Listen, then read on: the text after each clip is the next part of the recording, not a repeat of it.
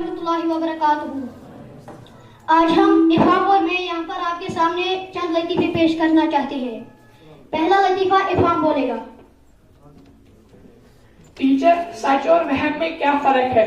शरारती बच्चा, आप हमें पढ़ा रहे हैं ये सच है और हम पढ़ रहे हैं ये आपका वहम है। दूसरा लतीफ़ा, दो चोर चोरी करने गए। पहला चोर को एक बात दिमाग में आई। उसने दूसरे चोर को बोला, मेरे दादा जान बहुत खुश नसीब है। दूसरे चोर ने कहा, वो कैसे?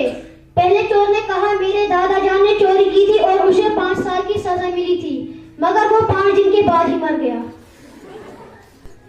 उस्ताद कल स्कूल क्यों नहीं आए थे? लड़का, मैं गिर गया था और लग गई थी।